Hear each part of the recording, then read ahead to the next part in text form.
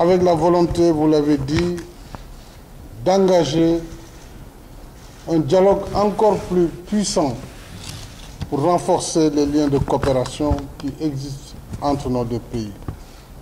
Pour cela, nous vous disons merci. Cette visite marque notre volonté commune à poursuivre, de renforcer les relations d'amitié, de parenté et de bon voisinage entre nos deux peuples. Les peuples mauritaniens et sénégalais partagent une histoire et un destin commun, et vous l'avez rappelé de si fort belle manière. Et c'est dans cet esprit que, vous l'avez dit, nous nous sommes entretenus plusieurs fois des sujets d'intérêt commun liés aux ressources en hydrocarbures, en gaz, aux ressources halieutiques, aux ressources animales. Bref, nos deux gouvernements ont été engagés à porter la coopération à la hauteur de la volonté des deux chefs d'État. Et nous avons exprimé donc cette forte volonté d'organiser une coopération dynamique, féconde et conviviale. Ensemble, nous voulons aussi travailler pour la préservation de la paix et de la sécurité dans notre espace, en coordonnant nos actions dans la lutte contre la criminalité transfrontalière. Et c'est le lieu de saluer votre leadership personnel et votre engagement au service de la paix et de la sécurité dans la sous-région. Au total, je peux dire que je suis très satisfait de ma visite et des résultats auxquels nous sommes parvenus, notamment, vous l'avez rappelé, la signature de l'accord de coopération intergouvernementale relatif à notre champ commun, champ gazier, Grand Tortue Ahmeyim, et surtout la relance très prochaine des autres accords sectoriels touchant à la pêche, touchant à l'élevage et touchant également à l'ensemble des autres secteurs pour lesquels nos pays poursuivent une coopération dynamique.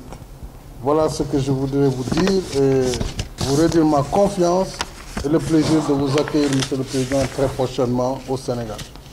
Je vous remercie. Éviter de focaliser tout ce voyage sur la seule question de la pêche. C'est certes une question importante, certainement due à l'actualité, mais nous avons vraiment, sur tous les domaines, des engagements communs et une convergence à bâtir. Encore une fois, ce jugement est très important pour l'avenir de nos deux pays. Le jugement de gaz, s'il est exploité comme nous l'espérons à partir de 2021, va contribuer à accélérer nos processus de développement et d'émergence dans les deux pays. Alors, nous avons, il est vrai, la question de la pêche, nous ne pouvons l'aborder que sous l'angle du respect de la souveraineté de la Mauritanie. Puisque nous avons nous-mêmes une législation en matière de pêche, la Mauritanie a sa propre législation, mais le président de la République islamique de Mauritanie, le gouvernement mauritanien, sous son impulsion, a décidé souverainement d'octroyer des possibilités de pêche pour les pêcheurs sénégalais, dans le respect de la politique qui est mise en œuvre, qui respecte la ressource, sa durabilité et les conditions de son exploitation. Nous n'avons pas de difficultés par rapport à cette question. Nos préoccupations telles que posées par les pêcheurs ont été rapportées. Nous sommes en train de travailler, et le président a donné les instructions, les deux ministres travaillent pour trouver les meilleures formes qui permettront aux pêcheurs d'accéder à la ressource dans le respect de la réglementation, à la Mauritanie, de préserver sa ressource conformément à sa vision et à sa politique.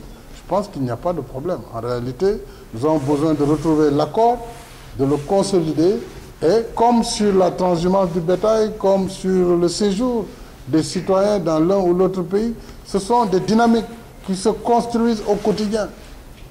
Vous voyez, on m'a appris depuis Nouakchott, quand je quittais Niamey, qu'il y a eu 2 personnes tuées au niveau de la frontière sénégalo-bissau-guinéenne.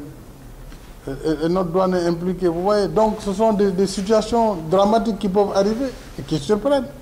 Mais les États doivent aller au-delà de ces incidents qui peuvent arriver, qui sont regrettables. qui ne manque pas, et je saisis l'occasion pour présenter mes condoléances également au peuple bissau-guinéen, au président José Mario Vaz et à l'ensemble du peuple bissau-guinéen. Et là aussi, nous avons promis de voir ce qui s'est passé, de faire la lumière. Mais c'est vous dire que c'est des incidents qui arrivent. Tantôt, c'est entre nos douanes et nos populations. C'est arrivé récemment à Sabodala. Donc, ce qui s'est passé dans la mer, c'est un incident malheureux, mais ça arrive malheureusement parfois. Donc, le cadre de coopération permettra d'éviter de telles situations, puisque notre marine pourra travailler avec les gardes côtiers de la Mauritanie. Et en fonction de ce que l'accord arrêtera, je pense que nous pourrons accompagner l'exploitation des ressources dans l'intérêt mutuel des deux pays.